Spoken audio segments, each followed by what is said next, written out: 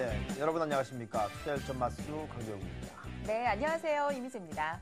자, 오늘 시장 대단히 어려우셨죠. 오늘 옵션 만기를 맞이해서 코스피가 2% 이상 급락하는 모습 보이는데요. 프로그램이 막판에 떨어지면서 1800선을 또 붕괴시키면서 끝났습니다. 네, 그렇습니다. 시장 1800선이 붕괴된 상황에서 반등을 놓고도 전문가들의 의견이 엇갈리고 있습니다. 이제 내일은 중국 쪽의 이벤트 기다려봐야겠죠. 중국의 GDP 발표가 예정돼 있는데요. 추가적인 변동 가능성도 좀 열어두셔야 할 것 같아요. 네. 자, 한국은행의 금리 인하 이후에 여러 가지 변수들이 남아있는데요. 좀 챙겨보시기 바라겠고요.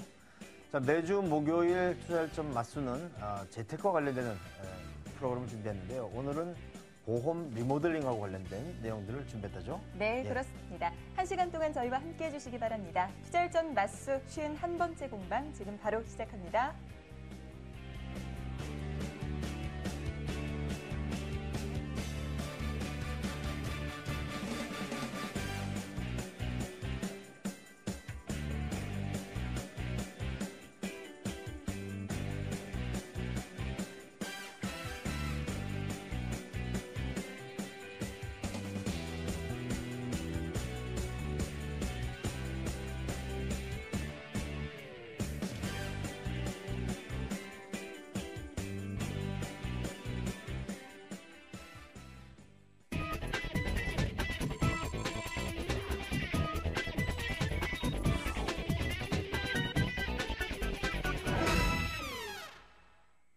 네, 오늘 역시 화제 남녀를 문을 엽니다. 먼저 화제 랭킹부터 확인해 볼 차례인데요. 오늘 시장에 있었던 이슈들 저희가 5위부터 1위까지 준비를 해봤습니다. 가장 먼저 5위를 차지한 이슈부터 확인해 보죠. 미국의 2분기 어닝 시즌이 3년 내 최악으로 예상되지만 올 하반기부터는 기업 어닝이 다시 개선될 것으로 전망됩니다. S&P 500 기업들의 올 2분기 이익 증가율은 마이너스 2.1%로 예상되는데요. 다만 올 3분기 이익 증가율은 2.7%로 반등하고 올 4분기에는 14%로 대폭 확대될 거란 예상입니다. 중국의 2분기 성장률이 7%마저 밑돌 가능성이 있다는 예측이 나왔습니다. 원자바오 총리가 최근 투자 활성화를 강조한 것은 이처럼 급락하는 성장률을 안정시키기 위한 시급성 때문이라는 분석인데요. 자오퉁은행의 탕커이 금융연구소 이코노미스트는 중국의 2분기 성장률이 7%를 밑돌아 상반기 성장률이 정부가 목표로 제시한 7.5%를 하회할 수도 있을 것이라고 전망했습니다. 이는 중국의 최대 금융기관인 국제투자공사가 지난 6월 중국의 2분기 성장률이 7.3%까지 떨어질 것이라고 전망한 이후 가장 낮은 수준입니다. 계속해서 3위를 차지한 이슈 확인해 보시겠습니다.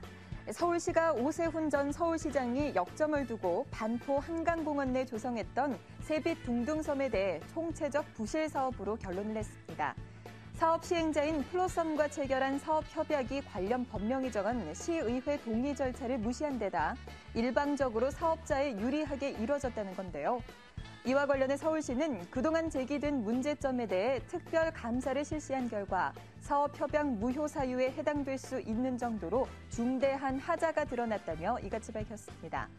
서울시는 일단 협약상 독소 조항과 불공정 조항을 삭제하거나 수정할 수 있도록 플로썸의 계약 정상화를 요구한 뒤 절차상 하자를 해결하기 위한 방안을 강구할 계획입니다. 이어서 2위를 차지한 이슈입니다. 한국은행이 기준금리를 인하함에 따라 시중은행들이 예금금리와 대출금리 인하 작업에 들어갔습니다. 국민은행은 금리 인하 폭을 논의 중이라며 다음 주 월요일부터 신규 고객은 인하된 예금금리를 적용할 것이라고 말했는데요. 우리은행 역시 다음 주 중으로 예금금리를 내릴 계획입니다. 신한은행은 다음 주 화요일부터 예금금리를 내리고 기업은행 역시 다음 주 화요일 인하된 금리를 고시할 예정인데요. 대출금리도 인하될 전망입니다. 시장금리 연동형 대출 상품들은 이르면 다음 주 중 자동적으로 금리가 조정될 예정입니다. 네, 화제 랭킹 준비된 2위까지의 소식들을 열어봤습니다. 마지막으로 오늘의 1위를 차지한 이슈도 확인해 보도록 할게요. 한국은행 금융통합위원회가 3년 5개월 만에 기준금리를 3%로 전격 인하했습니다. 예상치 못한 기준금리 인하 결정이 나오면서 채권시장과 대형 금융사들에서는 패닉에 가까운 비명이 흘러나왔는데요. 장기 자산운용 수단으로 채권 거래를 많이 하는 보험사와 금융사 10여 곳을 대상으로 긴급 설문조사를 벌인 결과 이들 회사들에서는 금리 인하 가능성을 대개 10% 미만으로 예상한 것으로 나타났습니다. 한국은행이 금리 인하 카드를 꺼냈지만 주식시장에도 오히려 부담으로 작용했습니다. 경기가 그만큼 나쁘다고 여겨진 건데요. 5,800억 원 대규모 프로그램 매도 충격까지 더해지며 주가는 2.24% 급락한 1,785.39에 거래를 마쳤습니다. 네, 화제 랭킹 오늘 준비된 소식들 모두 확인해 보셨습니다. 계속해서 강병욱의 화제 비평 이어집니다. 강병욱의 화제 비평 시간입니다. 한국은행의 이번 기준금리 인하로 유동성 공급을 확대해서 경기 부양에 선제적으로 대응한다는 기대가 있었던 것 같은데요.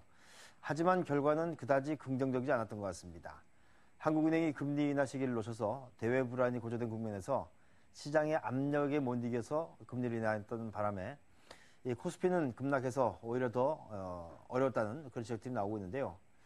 지금 우리 경제는 국내 유동성 확대가 큰 역할을 하지 못할 것으로 보여집니다. 오히려 이 가계대출 증가와 물가 상승이라는 부작용이 커질 수 있는 상황인데요.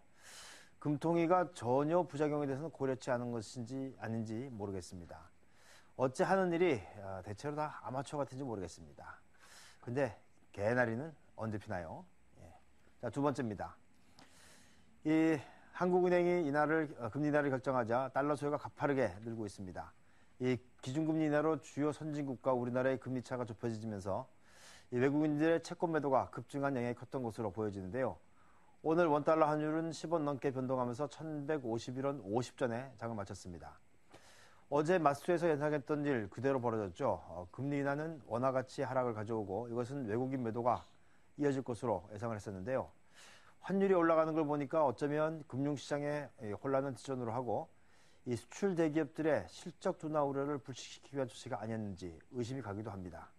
근데 제가 좋아하는 게 뭔지 아십니까? 바로 시베리안 허스키입니다. 세 번째입니다. 이 옵션 만기를 맞아서 프로그램 거래는 매도 우위를 보이면서 주가가 급락했습니다. 차익 거래는 3,260억 원, 비차익 거래는 2,549억 원의 매도 우위를 보이면서 총 5,800원의 매도 우위를 보였는데요. 이 장마판 프로그램 매물이 몰리면서 매도 규모가 급증을 했습니다.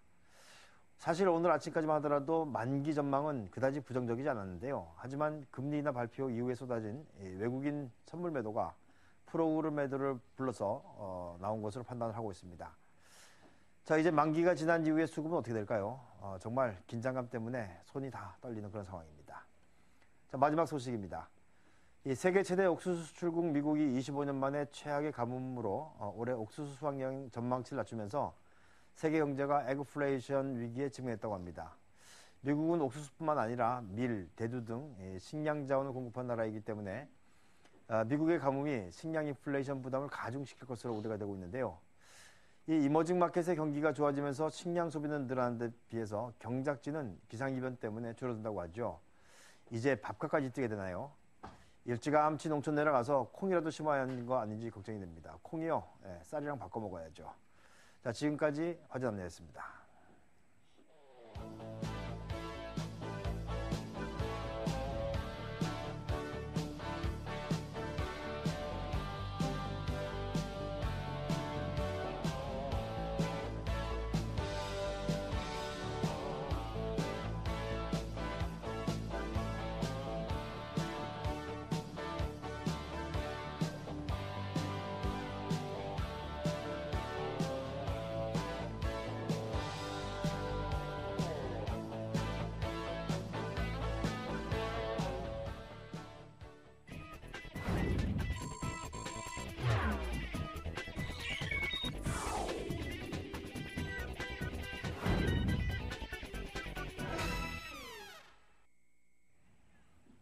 네, 경제 증시 화두를 놓고 논쟁을 벌이는 갑론 1박으로 넘어가도록 하겠습니다. 오늘은 재테크에 대한 정보들 준비를 했는데요.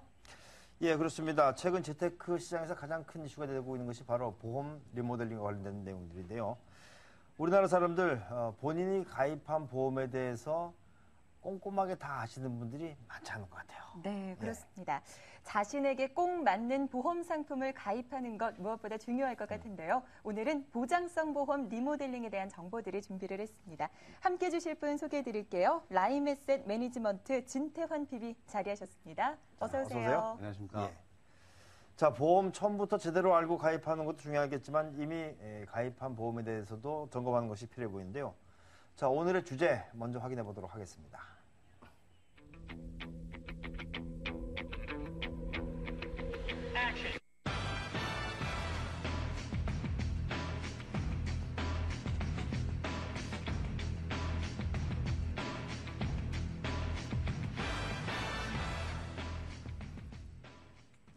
네, 최근에요. 이 가입했던 보험 상품들을 새롭게 리모델링하는 보험 리모델링 투자자들의 관심을 많이 받고 있다고 해요. 네.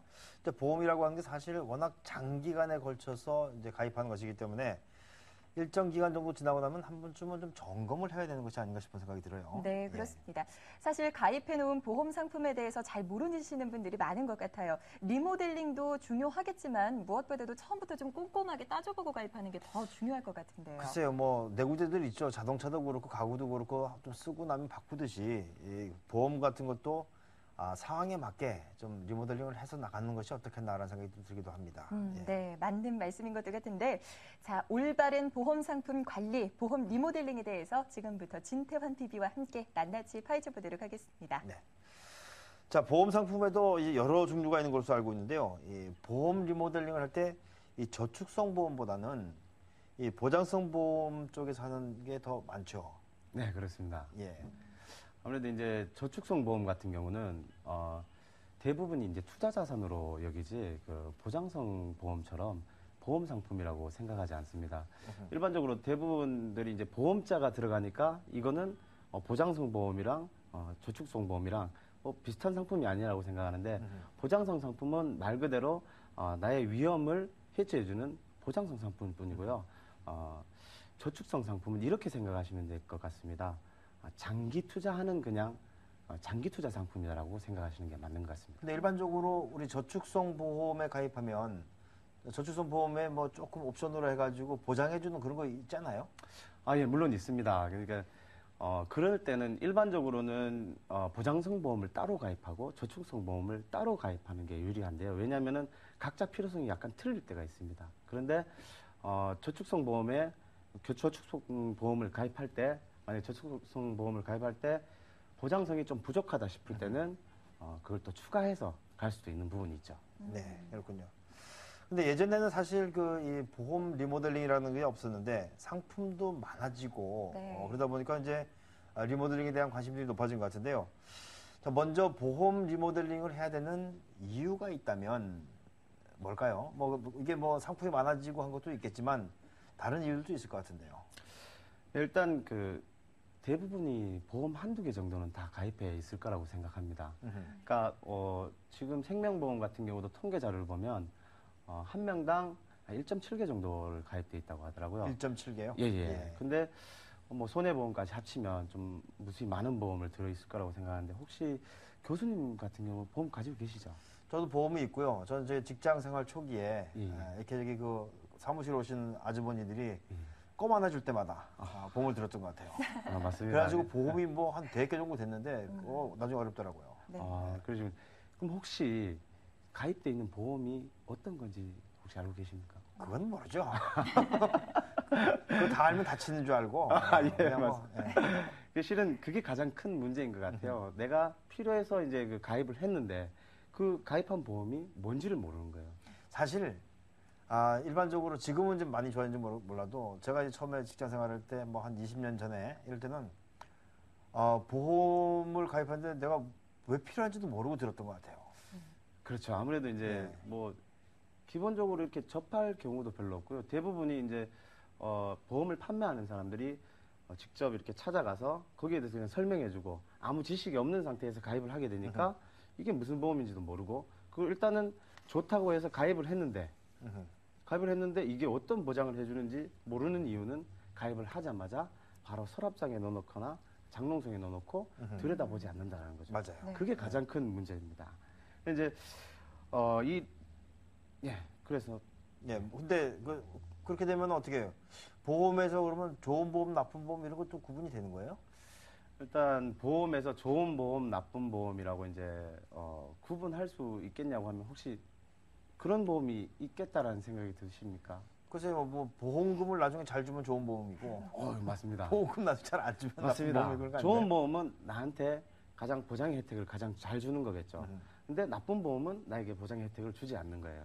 그러니까 아까도 말씀했듯이 교수님이 처음 이제 입사해가지고 누군가가 이렇게 가입을 권유해서 가입을 했는데 그 보험이 실제로 나한테 혜택을 주느냐 아니면 주지 않느냐에 따라서 좋은 보험이냐 나쁜 보험이냐가 가려지는 거죠.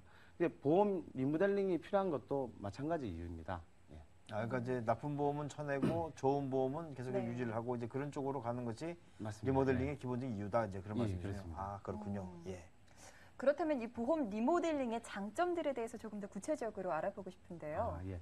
일단은 말씀드리기 전에 네. 아까 이제 왜 필요하냐는 부분에 대해서 제가 추가적으로 좀 설명을 해드리겠습니다. 예. 네. 아무래도 일반 그 시청자분들은 이해하지 못할 수도 있거든요. 이제 보험이라는 게 뭐 누군가가 계속 설명을 해서 세미나 같은 데를 가서 보험 상품은 어떤 게 있고 뭐 아시겠지만 지금 현재 우리나라의 생명보험사도 22개가 되고요. 그리고 손해보험사가 9개나 됩니다. 그리고 그 안에 있는 상품들은 무수하게 많게 되죠. 그 많은 상품들 중에도 그 안에 손해보험은 100개 이상의 특약이 있고요. 그리고 생명보험도 한 상품 안에 한 20개 이상이 되는 특약들이 있습니다. 그러니까 일반 사람들은 그걸 알 수가 없다라는 거죠. 알지도 못하는데 본인이 가입해놓고 그걸 모른다.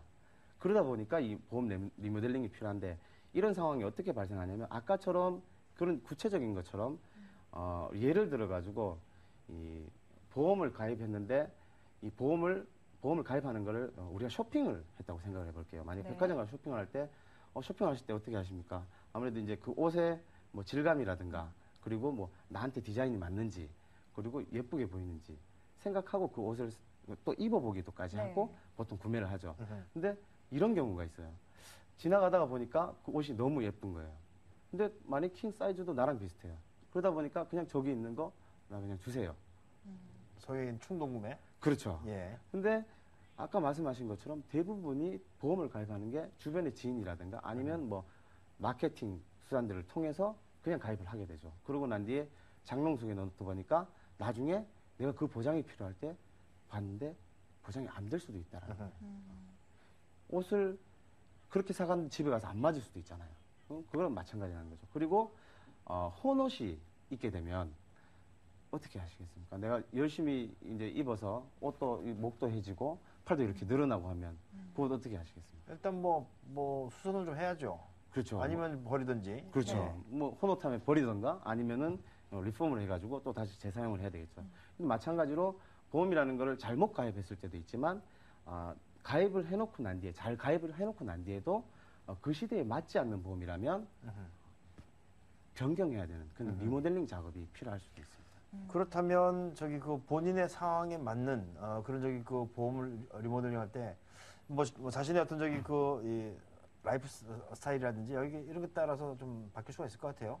그렇죠. 라이프 스타일이라든가 본인의 자산 상태라든가 어떤 이런 부분에 대해서 이제 바뀔 수밖에 없는데요.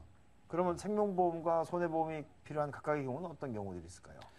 일단 어떻게 보면 평균적으로 보면 이게 맞다 아니다라고 얘기하기는 좀 쉽지는 않은 것 같습니다. 일단 생명보험이 필요한 거는 생명보험은 기본적으로 사망에 대한 보장이 필요하고요. 사망에 대한 보장 그리고 크리티컬한 질병에 대해서 보장을 해줍니다. 그리고 손해보험은 내가 언제든지 다칠 수 있거나 아니면 아프거나 할 때 실제로 내가 필요한 돈을 거기서 손해를 배상해주는 그런 의미로 받아들이시면 될 것 같습니다. 네, 그렇군요. 네. 자, 이게 뭐 보험이 사실 뭐 많이 있다 보면은 또 이제 그 같이 이렇게 저기 그 섞이다 보면 우리가 저기 이 리모델링 꼭 해야 될 것 같은데 네. 리모델링의 장점은 뭐가 있나요? 일단 그 보험 리모델링의 핵심은 나에게 맞는 합리적인 보장과 그에 따른 금액을 도출해내는 것입니다. 장점으로 보면 일단 첫 번째로 보면은 본인에게 맞지 않는 보험을 가입했을 때 또 나중에 이제 그게 이제 본인에게 맞지 않으니까 또다시 이제 새롭게 가입을 해야 되는 상황이 올 수가 있어요. 그러니까 이제 예를 들어서 자, A라는 사람과 B라는 사람이 있는데 A라는 사람은 항상 휴일에도 그 바이어들을 만나고 차를 태워서 이렇게 밖으로 돌아다녀야 되는 그러니까 승차감이 좋은 차를 사야 되는 세단을 사야 되는 사람이에요. 그리고 B라는 사람은 휴일에도 가족들하고 캠핑도 다니고 그리고 캠핑을 많이 다니기 때문에 차도 좀 크고 오프로드도 잘 달리는 그런 RV 차가 필요한 사람이 있죠. A라는 사람은 세단을 사야 되고 B라는 사람은 RV 차를 사야 되는데 B라는 사람이 세단을 사고 A라는 사람이 이제 RV를 사는 거랑 같다라는 거죠. 그러면 사람으로 치면은 A라는 사람이 여기서는 이제 차를 넘어서서 A라는 사람이 사망 보장이 필요하다. 실제로 뭐 내가 하는 일이 사무직에 종사하고 또 이 스트레스를 극심하게 받는 그런 직업을 가지고 있다면 그리고 내 가족이 있다고 하면 내가 죽어서도 사망에 대해서 보장을 해줘서 남아있는 가족들을 위해서 뭔가를 남겨줘야 되는 상황이라면 생명보험 쪽을 선택하시는 게 맞고요. 네. 뭐 활동적인 스포츠를 많이 하거나 부상이 잦은 미혼자들 같은 경우는 이제 손해보험 쪽으로 가서 자기가 실제로 손해를 당한 것을 배상할 수 있는 그런 보험을 가지는 게 좋습니다. 근데 지금 이제 그 보험 리모델링에 대해서 이야기를 하고 있는데 보험 리모델링을 하게 되면 이제 중복되는 것들을 이렇게 좀 쳐내고 그리고 이제 목적에 맞도록 하게 되면 보험료 인하 효과도 있겠어요? 네, 맞습니다. 뭐 구체적으로 제가 말씀드리면 비율을 하나 드릴게요. 예. 카드 혹시 몇 개 가지고 계세요? 신용카드? 신용카드요? 나는 네. 신용카드는 없어요. 역시 교수님은 또 투자를 워낙에 잘하시니까 또 거기에 또 검소하게 또. 아니 그게 아니고 그냥 뺏겼어요. 그러신가요? 예. 대부분 신용카드 한두 개는 가지고 계시죠. 근데 제 주변에 또 그렇지 않은 분들도 있더라고요. 얼마 전에 얘기 들어보니까 카드를 몇 개 가지고 있냐 그러니까 한 10개를 가지고 있다고 하더라고요. 이 카드 같은 경우는 월 회비가 있잖아요. 네. 이제 하나만 가입해도 거의 모든 혜택을 받을 수가 있는데 하나하나 그냥 다 장점이 있다고 생각하고 10개를 가입하게 된 거예요. 그리고 한 1년 정도는 이제 월회비를 면제해 주니까 가지고 있다가 다음 연도부터는 계속 월회비를 내는데 이게 월회비 5천 원만 내면 되는데 10개를 가지고 있으니까 5만 원을 내야 되는 상황이 되죠. 똑같은 겁니다. 보험도 나에게 필요한 부분만을 챙기는 하나만 있어도 되는데 이 계속 중복돼서 가입돼 있는 거죠. 그럼 그 보장마다 예를 들면은 보장마다 따로 들어가는 보험이 있고요. 그리고 한 보험에 그게 특약으로 들어가는 형태가 있습니다. 그러니까 보험 상품이 그렇게 돼 있는 게 있더라고요. 그러니까 한 가지의 특약이 계속 들어가는 게 있고 이 특약을 하나하나 빼내서 이걸 상품으로 만들어낸 게 있죠. 그랬을 경우는 특히 이제 손해보험이나 상해보험 쪽에 이런 경우가 많은데요. 이런 경우는 하나하나 가입하게 되면 중복적으로 의무적으로 가입해야 되는 게 있습니다. 의무적으로 가입해야 되는 게 있다 보니까 이 카드에 월회비를 내듯이 하나로 통합을 하게 되면 이 중복되는 보장이 사라지게 되죠. 그럼 이로 인해서 나가는 보험료가 절감이 되고요. 그리고 이제 우리 또 아까도 말씀드렸듯이 이제 보험은 요즘 보험의 홍수에 많이 노출이 돼 있죠. 뭐 그렇죠. 회사에 가만히 있으면 영업사원들도 많이 돌아다니고. 뭐 홈쇼핑에서도 엄청 많이 하죠. 뭐 띠링띠링 보험도 있고. 뭐 그렇죠, 아주 그렇죠. 그냥, 예. 이번에 또 뉴스에도 나왔죠. 홈쇼핑에 가입했는데 불안전 판매가 좀 심했다. 물론 이제 한 가지를 가지고 얘기하기는 좀 그렇지만 뭐 텔레마케팅이라든가 그리고 또 자통법 시행 이후부터 이제 증권사나 보험사에서도 다 반가슈랑스로도 팔고요. 그리고 지인이나 주변에 있는 그 판매 영업사원들을 통해서 가입하게 되는데 이런 것들 마케팅 수단이나 이런 영업사원들을 통해서 보험에 대한 제대로 된 개념을 모르고 똑같은 보험인지도 모르고 막 가입을 하는 거죠. 그럼 아까 나온 예시처럼 그걸 가입해 놓고는 장롱속에 넣어놓으면 계속 중복되는 보장으로 가중 부담이 늘 수밖에 없겠죠. 네. 그럴 때는 리모델링을 받아서 중복되는 보장을 빼버리고 보험료를 절감할 수 있는 효과를 가져갈 수가 있겠습니다. 알겠습니다. 네. 보험이라는 게 장기로 가입하는 상품이잖아요. 그러다 보니까 인플레이션에 좀 대비를 할 수도 있을 것 같은데요. 맞습니다.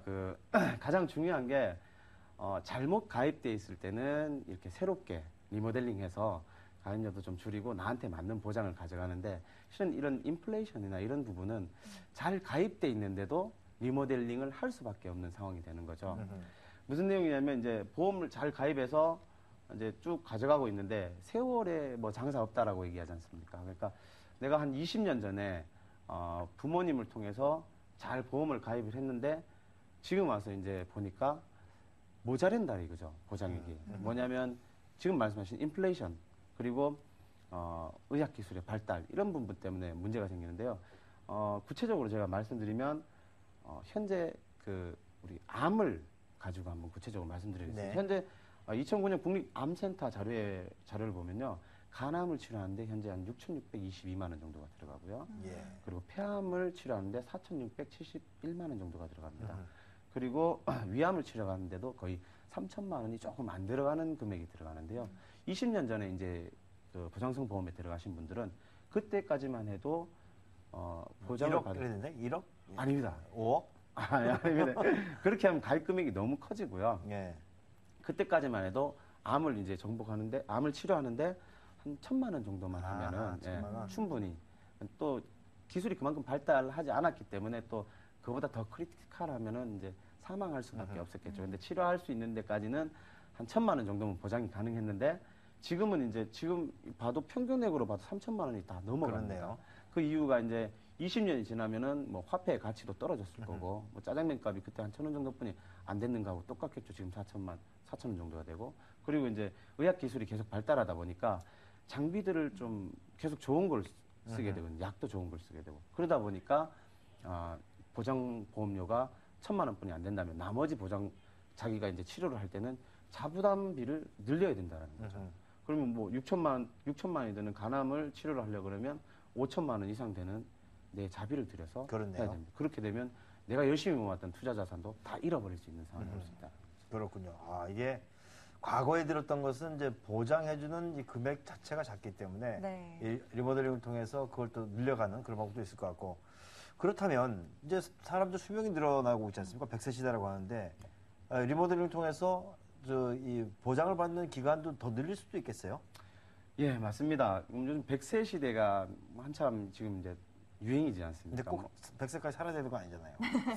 그렇죠. 100세까지 뭐 힘들어서 재앙이 어떻게 보면은 이렇게 어떤 분들은 좋아하시는 분도 있고 재산이 많거나 뭐 본인 건강하면 나 100세까지 살래. 그리고 실제로 80세 드신 분들한테 물어보면 100세까지 계속 살고 싶어 하시잖아요. 근데 어떤 분한테는 그게 이제 100세까지 사니까 좋은 일이 될 수도 있고 어떤 분한테는 그게 리스크가 될 수도 있다라는 거죠.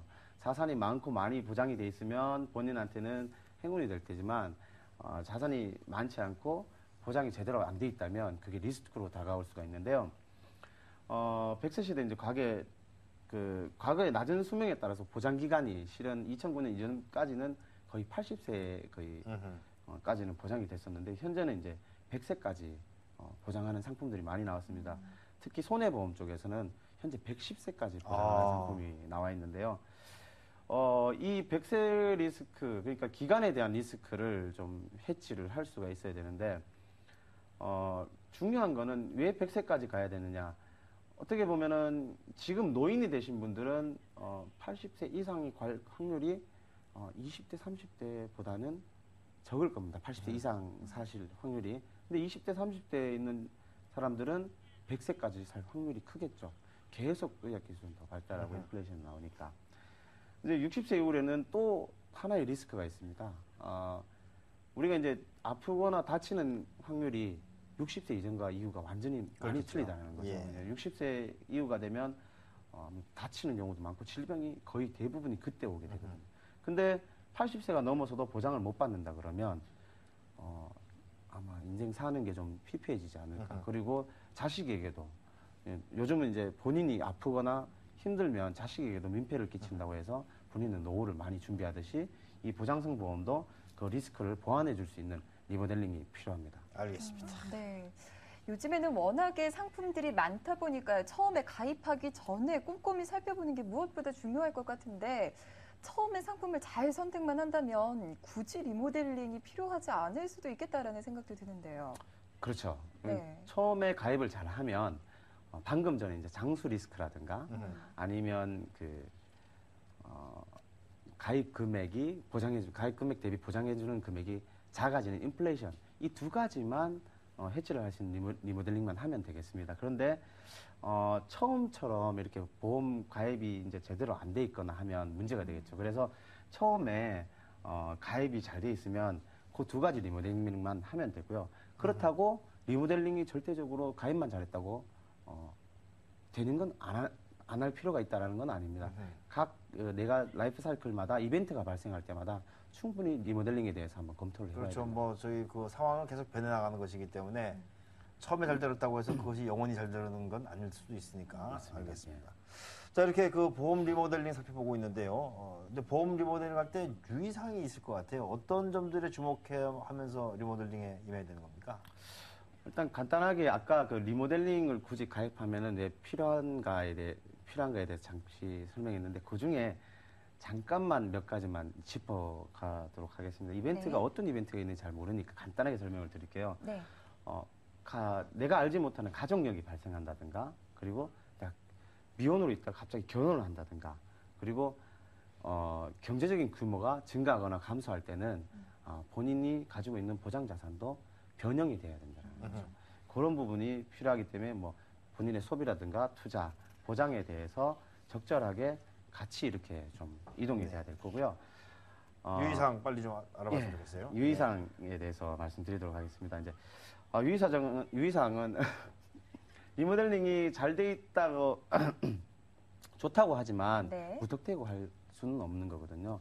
리모델링 할 때도 잘못해서 잘 돼 있는 거를 해지를 해서 오히려 피해를 보는 상황도 있으니까 네 가지 경우를 좀 참조를 해서 가봐야 될 것 같습니다. 네. 네. 첫 번째 가장 중요한 거는 철저하게 전문가를 통해서 보장 분석을 받아야 된다는 겁니다. 보장 분석을 받지 않게 되면은 내가 가입한 전체 보험이 어디에 해당되는 가입 금액이 들어가 있고 어디에 보장이 되는지를 잘 모릅니다. 그렇다 보니까 철저하게 보장 분석을 먼저 받아야 되고요. 첫 번째는 보장 대상의 우선순위를 가려봐야 될 것 같습니다. 한 가정이 있다면 우리 가정에서 가장 중요한 거는 주소득원이겠죠. 일단은 보험을 가입하게 돼서 이 보장을 받는 거에서 주소득원이 사라지게 되면 나머지 사람들도 그로 인해서 혜택을 받을 수 있는 건 가장 혜택이 커야 되는 건 주소득원인 가장이 되겠죠. 그 다음이 배우자고 그 다음이 자녀라는 순서로 가게 될 거고요. 보장 범위인데 두 번째로 알아봐야 될 건 보장 범위인데 보장 범위는 아무래도 보장의 이 가장 핵심인 질병이나 상해에 대해서 가장 먼저 이 혜택을 줘야 될 거고요.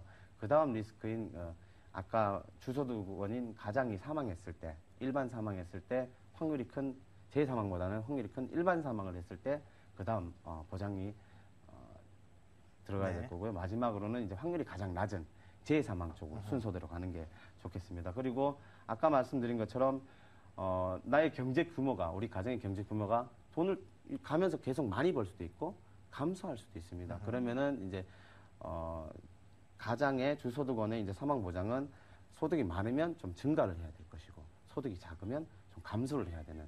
왜냐하면 보험료를 그만큼 낼 수가 없기 때문에 감소시켜야 되는 필요가 있습니다. 그리고 네. 보장 기간 아까 말씀드린 것처럼 평균 수명이 증가하면 기간에 대한 해지도 필요하다고 생각합니다. 그렇군요. 네. 예. 자, 이렇게 유의사항까지 알아봤는데요. 그렇다면 실제로 보험 리모델링이 어떻게 진행이 되는지 실제 사례들을 좀 보면서 알아보도록 하죠. 일단 미혼과 기혼 보험 리모델링의 차이가 좀 있을 것 같은데요. 예, 아무래도 이제 미혼과 기혼은 확실히 틀리죠. 가정이 없을 때랑 가정이 있을 때. 이럴 때는 이제 많이 틀려지게 되는데요. 이게 사례를 잠깐 보도록 하겠습니다. 네. 이제 결혼 전에 상품을 이제 가입한 내역을 보면 결혼 전에는 아무래도 남자 같은 경우는 직장 생활을 하다 보니까 종신보험이라든가 또 의료실비보험. 젊은 사람들은 의료실비보험은 대부분 하나씩은 다 가지고 있더라고요. 왜냐하면 말이 많이 나오니까. 네. 그리고 가장 젊을 때는 이게 가장 꼭 필요하다는 걸 스스로도 알 수 있거든요. 그래서 남편은 종신보험과 의료실비보험을 가지고 있고 부인은 이제 종신보험은 없고 부인이 아직 미혼인 사람은 이제 종신보험이 없고 의료실비보험 하나만 가지고 있는 사람들이 대부분인데요. 그리고 요즘은 둘 다 이제 운전을 하기 때문에 운전자 보험도 하나씩 가지고 있게 됩니다. 결혼을 하게 되면 어떻게 달라지냐? 아까 말씀드린 것처럼 이제 내가 책임질 수 있는 네. 책임져야 하는 배우자나 자녀가 생기다 보니까 종신보험에 대해서 이제 혜택을 좀 더 사망보험에 대한 혜택을 좀 누려야 될 것이고요. 그리고 이제 운전자 보험을 따로 들어가는데 운전자 보험은 제가 팁을 하나 드리면 따로 들어갈 필요가 없습니다. 두 사람 묶어서. 예, 의료 실비 보험이 있으면 배서라는 제도가 있는데요. 추가로 그냥 가입이 가능합니다. 아하. 그럼 추가로 가입하면 2만 원이 아니라 1인당 10,000원씩만 추가해서 가입이 가능하니까 굳이 이제 추가 납입금을 2만 원씩 내서 가입할 필요는 없겠죠. 네. 그리고 이제 혼자 있을 때는 아무래도 본인만 보장이 되면 되는데 이제 같이 있게 되면 부인 또한 보장성 보험에서도 좀 더 추가를 해야 될 거고요. 그래서 이제 남편 같은 경우는 종신보험 보장액을 추가하고 아까 말씀드린 것처럼 부양자가 생김으로 사망에 대한 보장을 추가를 해야 됩니다. 이 금액은 일반적으로 우리가 얘기할 때 약 연봉의 3배 정도를 보장하는 게 좋습니다. 왜냐하면 본인인 주소득원이 사라지고 난 뒤에는 배우자나 자녀가 3년 동안은 어떻게든 배우자가 주소득원이 될 수 있도록 준비할 수 있는 기간을 만들어준다는 거죠. 네. 소비 자체가 이제 줄어들지 않기 때문에 한 3년 정도는 그렇게 만들어줘야 되고요. 그리고 부인 같은 경우는 정기보험을 제가 추가를 시켰습니다. 요즘 같은 경우는 이제 여기 제시한 부분은 이제 홀벌이 가정인데요.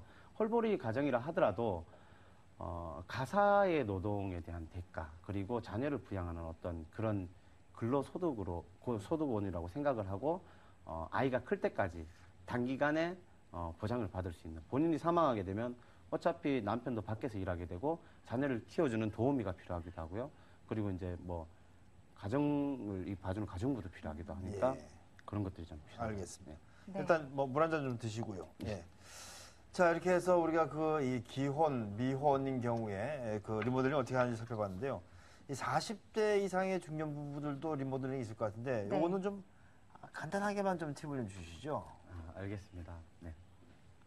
40대 중년 부부 같은 경우는 아까 인플레이션 같은 경우가 여기에 해당하겠죠. 20대나 한 30대 초반에 많이 가입을 하니까 네. 현재 이제 치료 비용에 맞도록 설계되어 있는지를 한번 확인해 볼 필요가 있습니다. 네. 그리고 40대 같은 경우는 이제 관리자 위치에 직장에서 관리자 위치에 많이 올라와 있기 때문에 극심한 스트레스로 인해서 질병이나 위험한 큰 리스크를 가져갈 수가 있기 때문에 그런 발생 확률이 높은 치명적인 질병에 대한 설계가 좀 더 제대로 됐는지 한번 확인할 필요가 있고요.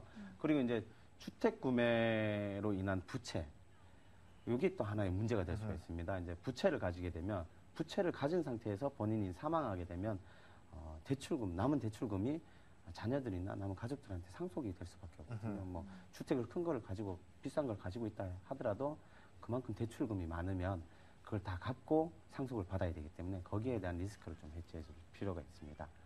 마지막으로는 이제 가장 많이 필요한 생각하시는 건데 교육비하고 은퇴자금은 적절한 비율로 조정하셔서 가져가시는 게 중요할 것 같습니다. 네, 네. 그렇군요.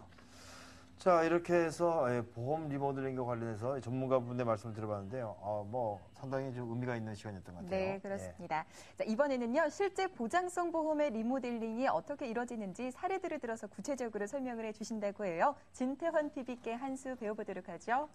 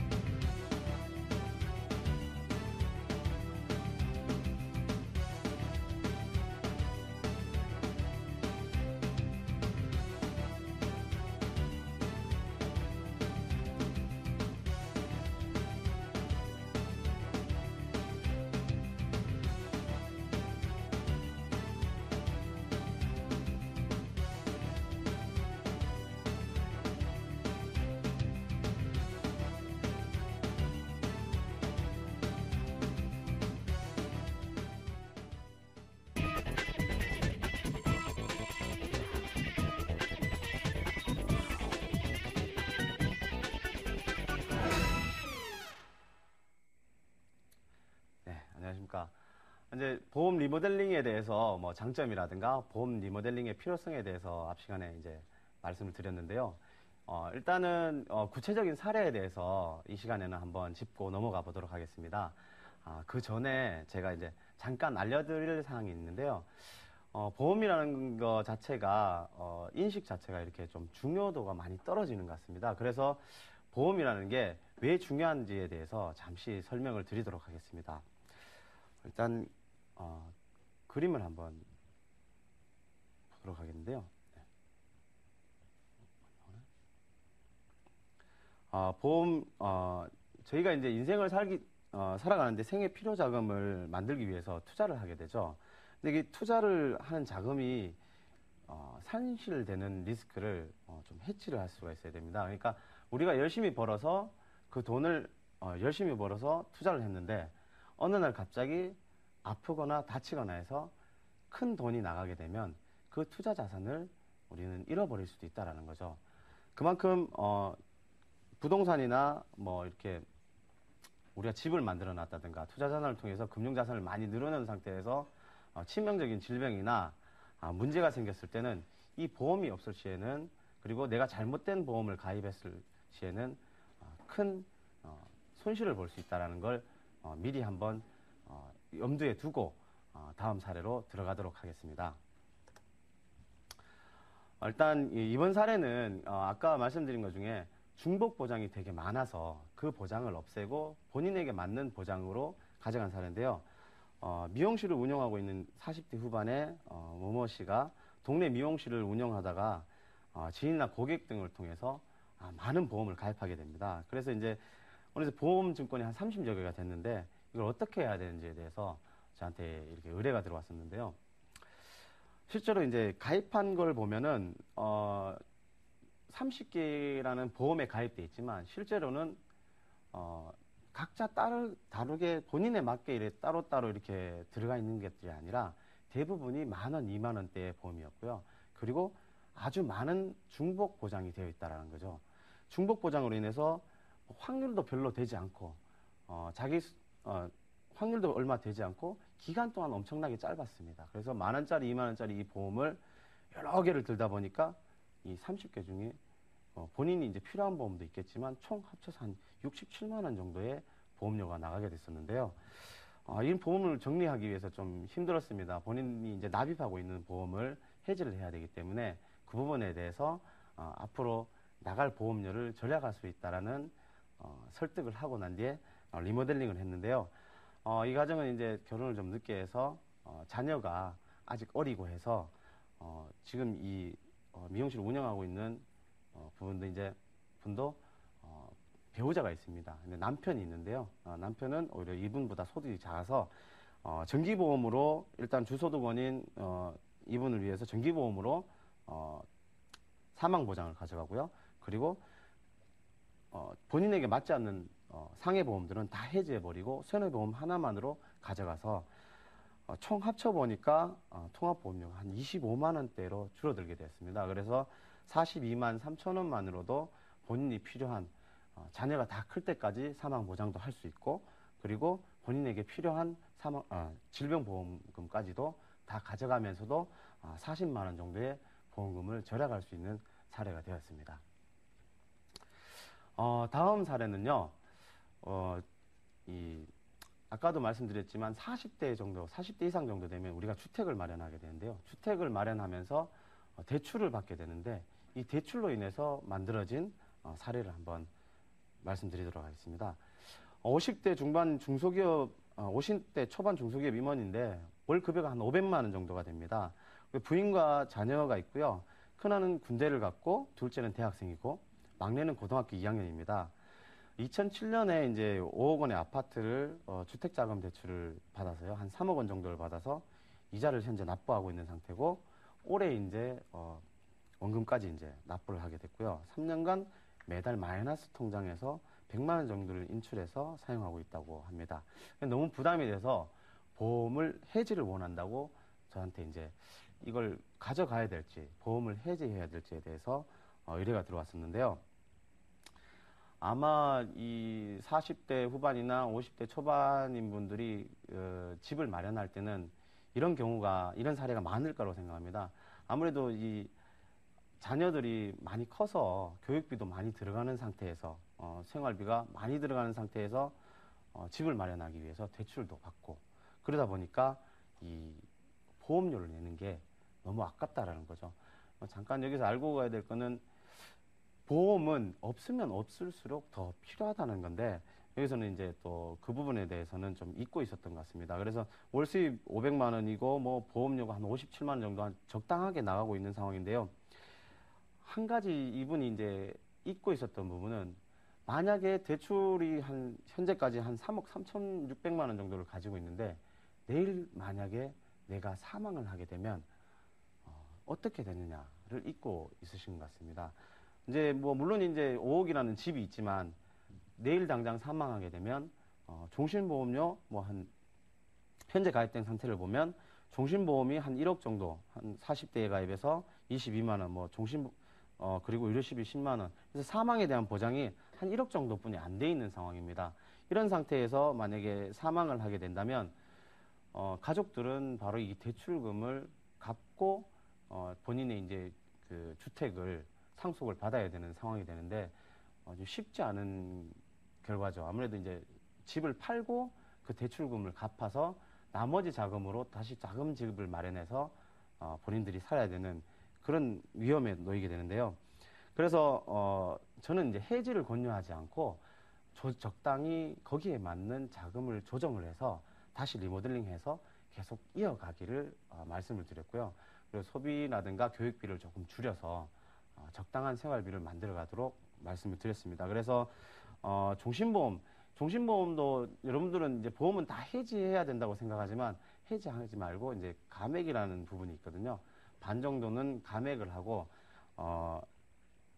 대출금을 다 갚는 기간 동안 정기보험으로 대체를 할 수가 있습니다. 그래서 종신보험을 한 주계약을 한 반 정도로 줄이고요. 그리고 정기보험을 한 3억 이상을 받을 수 있도록 17만 원 정도로 이렇게 사망보장을 추가를 하고 의료시비는 나중에 이제 나이가 들어서도 필요하기 때문에 유지를 시켰고요. 그렇게 해서 현재 가입되어 있는 보험료와 비슷하게 해서 이 대출금을 다 갚는 동안 갚는 동안 가족들이 가져가야 할 대출에 대한 리스크를 해지해 주었습니다.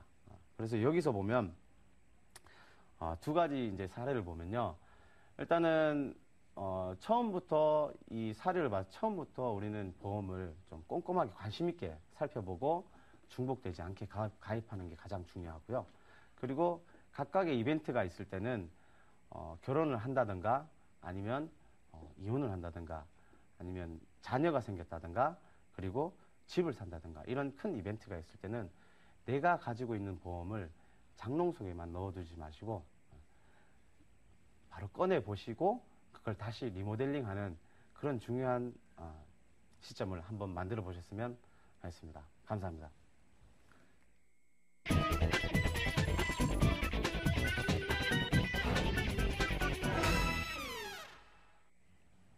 네, 잘 들었습니다. 오늘 이 시간 라임에셋 매니지먼트 진태환 PB께서 함께해 주셨습니다. 말씀 고맙습니다. 고맙습니다. 네. 자, 오늘 보험 리모델링에 대해서 살펴봤는데요. 이 밖에도 재무 설계에 대해서 시청자 여러분들의 고민 상담 받고 있죠. 네, 저희 머니투데이 방송 홈페이지 투자협전 마수 게시판 들어오시면은요 언제든지 궁금하신 사항들 남기실 수가 있습니다. 여러분의 많은 참여 기다리고 있겠습니다.